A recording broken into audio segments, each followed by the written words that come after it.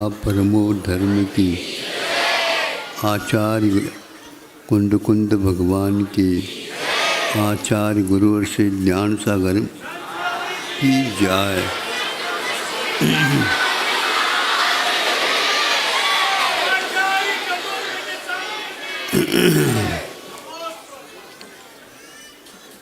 देखो अब पुनः बताना पड़ता है आप लोगों को।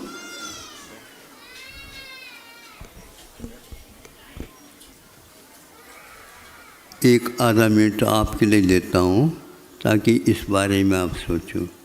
विदेश में बिना बताए एक कानून के रूप में पालन किया जाता है। यदि किसी से आप फ़ोटो लेना चाहते हैं किसी के, तो उनको पूछ करके वो फ़ोटो लेता है। ऐसा हमने सुना आप ही लोगों के मुख से। लेकिन ये भारत ऐसा भारत है, समझता नहीं हो कौन सी सभा है, कौन सा चर्चा है, क्या है, कुछ नहीं, यूं यूं कर दिया। ये क्या है? ये सुनो, पहले दर्शन करना हो तो ऐसे दर्शन करते हैं, ये क्यों कर रहे हैं और ये क्यों कर रहे हैं। ये दर्शन करने की पद्धति है या क्या है ये?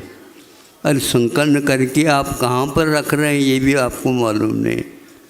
श्री जी की प्रतिष्ठित होते हैं बिंब, और उसके भी फ़ोटो उसी में, आपके फ़ोटो सेल्फी भी उसी में, उसमें गुरुओं की भी फ़ोटो। कोई मर्यादा है आप लोगों के पास? यदि नहीं सिखाया है तो आप कखारा से प्रारंभ कर देना। अब आगे बताना चाहते, आधा मिनट तो हो गया। ये बताना चाहता हूँ, सर्वप्रथम किसी भी प्रकार से शरीर में आदि व्याधि होती, उसमें भी कोई भी आदि व्याधि हो सकती है। तो आजकल का एक लोकप्रिय आदि व्याधि है, क्या है महाराज? लोकप्रिय भी है। लोकप्रिय का अर्थ सबसे ज़्यादा उसका फैलाव है, और विश्व में सबसे ज़्यादा फैलाव इस भारत में है उसका। और आज तक विदेशियों ने आप लोगों से पैसा निकालने की अपेक्षा से, क्योंकि लोकप्रिय तो हो ही गए आपके यह रोग बिल्कुल ठीक होगा। क्या है वो लोग जिसको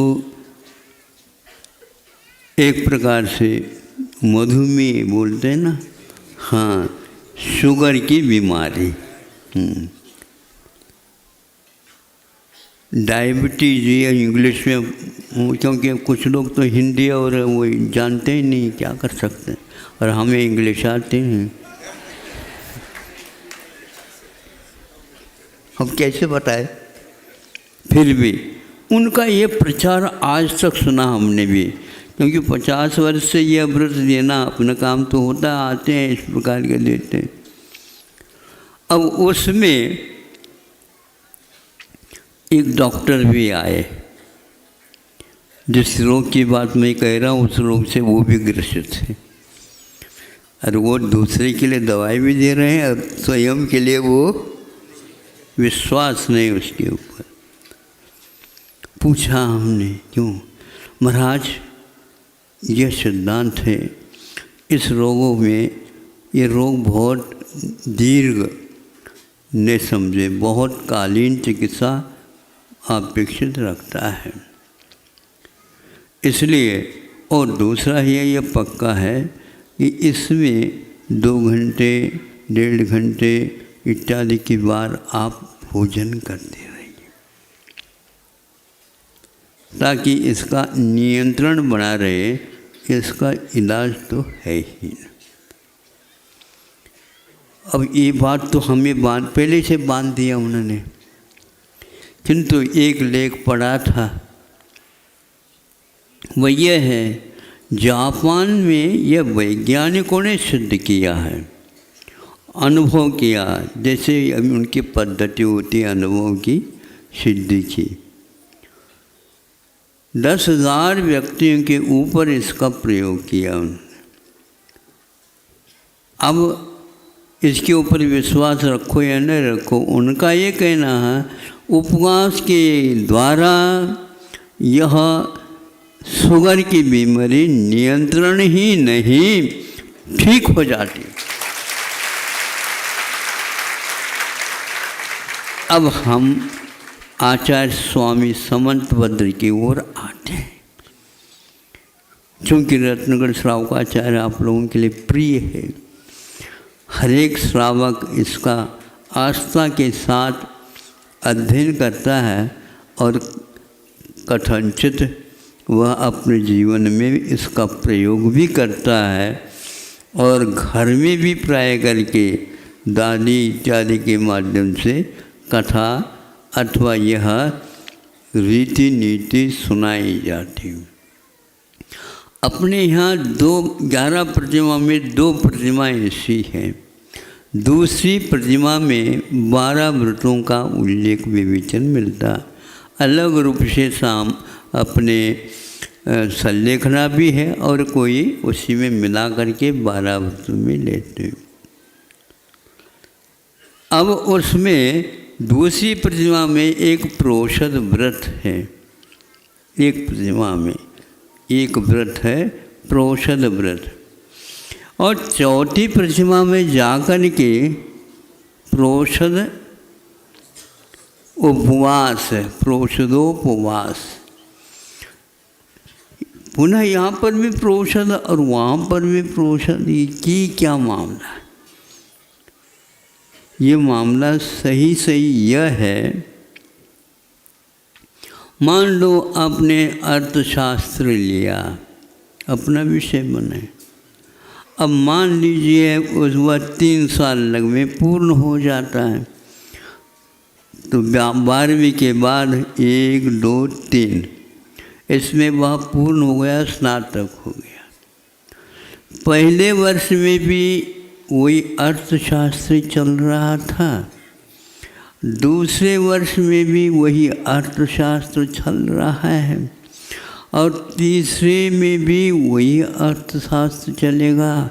इसके आगे भी पूछो तो स्नातकोत्तर, पहला प्रथम वर्ष है, क्या है स्नातकोत्तर का, फिर इसके उपरांत ये हो गया। फिर भी और यदि विकास चलना चाहते हो तो आप उसमें शोध प्रबंध लिख सकते हैं। शोध प्रबंध से पूर्व में भी एक लघु शोध प्रबंध भी होता है।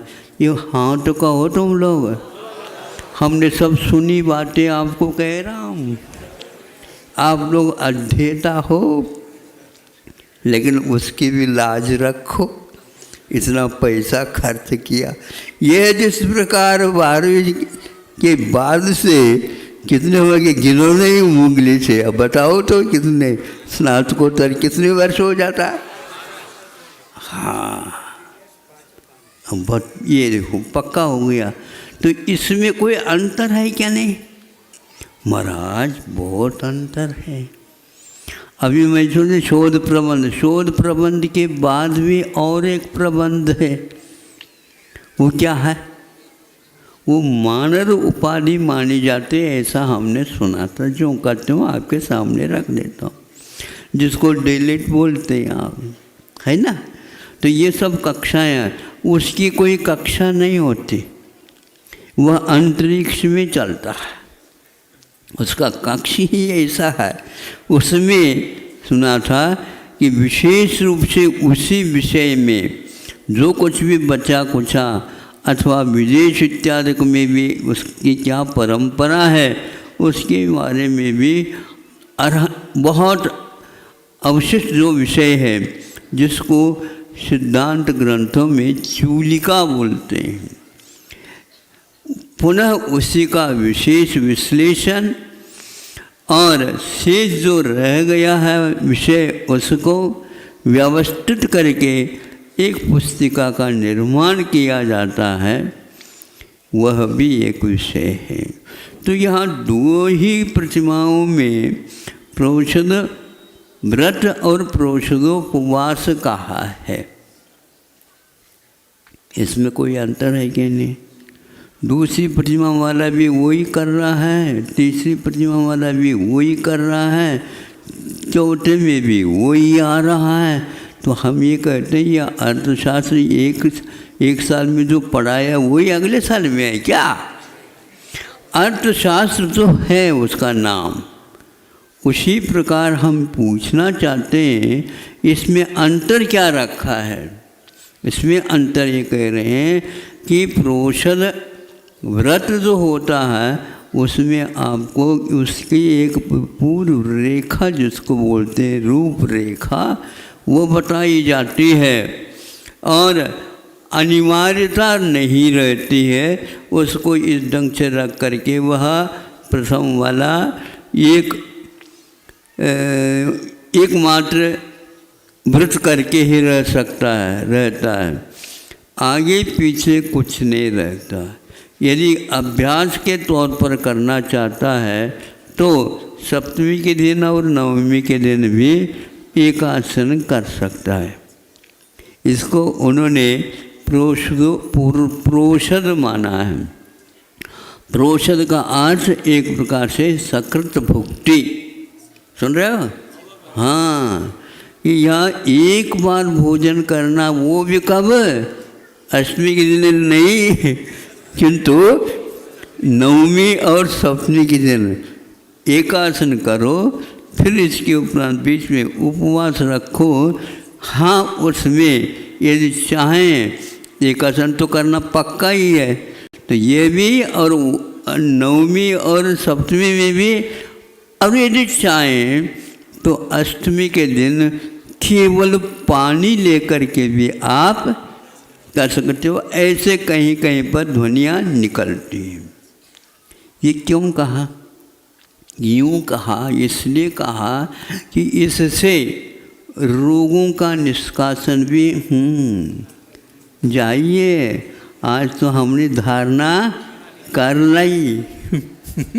बुंदेलखंड में क्या कहते हो महाराज, आपने तो दी थी और हमने दी थी, हम तो साक्षी हो रहे हैं किसी भी प्रकार से आपका ये रोग छूट जाए। अब वह पानी शुद्ध जल का पानी का लेता है, धारणा से ही पक्का कर लेता है, तो ये 3 दिन एक प्रकार से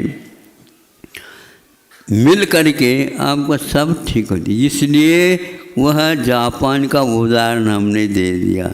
जापान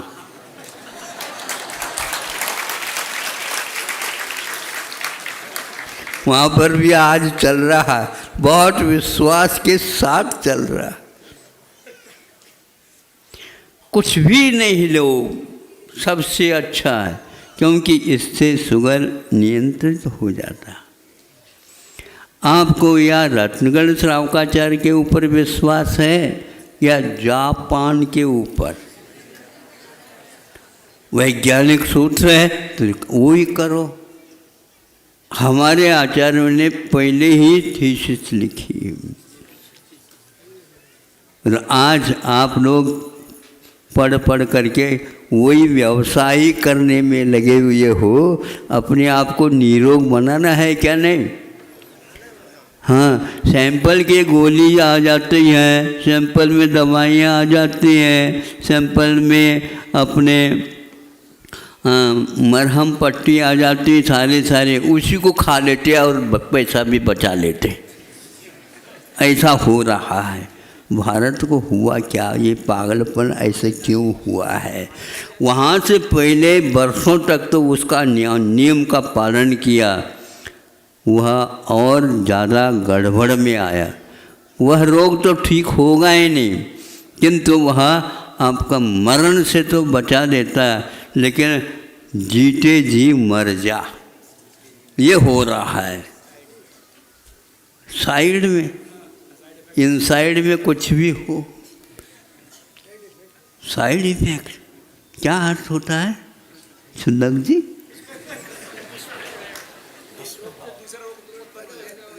मतलब बूढ़े बाढ़े भी साइड इफेक्ट जानते हैं, हम पूछताछ करके जान लेते। आउटसाइड कुछ भी हो, साइड इफेक्ट क्या होता है? अफेक्ट भी होता है और इफेक्ट भी होता है। समझ लो क्या अर्थ होता है। अब चालू कर दिया नहीं, यदि शुगर की बीमारी के ऊपर इसके ऊपर नियंत्रण ही नहीं, उसको ठीक करना चाहते हैं, तो आपकी धारणा के दिन कुछ भी नहीं बनता तो कम से कम केवल पानी लेकर के आ जाओ। फिर उपवास बीच में वो नहीं होता तो जलपान करो। फिर नवमी के दिन एकासन कर लो, पहले बनाओ और छुल्लकों को इत्यादिकों को दो। फिर इसके उपरांत आप ठूस ठूस करके न खाओ।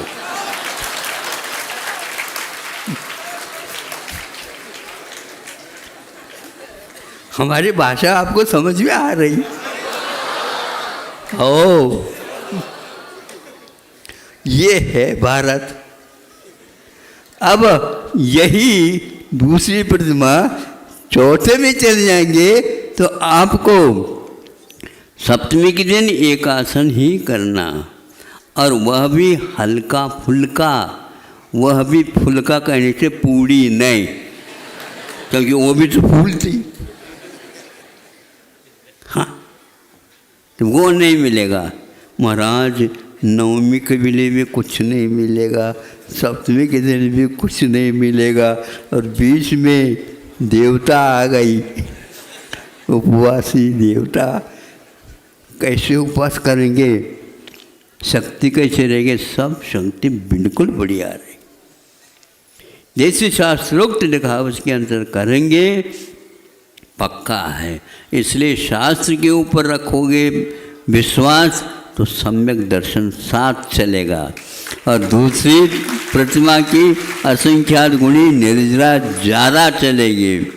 नहीं समझे? जिन्होंने इस व्रत को अंगीकार नहीं किया उसके ऊपर बैठने का आपको सौभाग्य मिलेगा। क्या चाहते हो? ताली बजाना तो चाहते हो, लेकिन इसमें से क्या चाहते हो? इस प्रकार जलोपवास को भी उन्होंने, जहाँ तक मुझे स्मरण में आ रहा कि चारित्र संहिता में ये लिखा हुआ, जलोपवास को भी इसलिए, जल अपने आप में आहार में नहीं आता और उसको पेय नहीं। पेय तो दूध भी है और रस है, मठा है, आदि आदि ये पेय में आ जाते हैं, लेकिन जल पेय में नहीं आता। जो कुछ खाया पिया है उसको पचाने में अपना योगदान देता है, आपके नेत्र की ज्योति को सुरक्षित रखता है, और बीच में जो आपके भीतर जो घुस करके बैठी है सेना और आपके ऊपर राज सत्ता चलाना चाहती है, कान पकड़ करके वह बाहर निकाल लेता है। लेकिन यदि मान लो भोजन आपने अति कर लिए तो वह पानी आपके लिए पूरा काम नहीं कर पाएगा। तो क्या होगा? भगोनी में आपने ये खिचड़ी बनाने के लिए रख दिया, ऊपर तसरी भी ढक दिया और नीचे से आग भी लगा दी। बहू आकर के थोड़ी सी आग को और तेज कर दी, और क्या हो गया? जल्दी जल्दी आप जा कर के बाहर बैठे थे, दृष्टि तो उसी ओर थी, खिचड़ी बन रही है, और उसी में से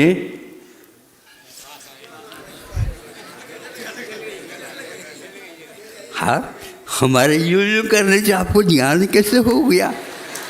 मैं सोचता हूँ अब विज्ञान आपके पास आने वाला। हाँ, कैसे महक आ रही है? नहीं महाराज,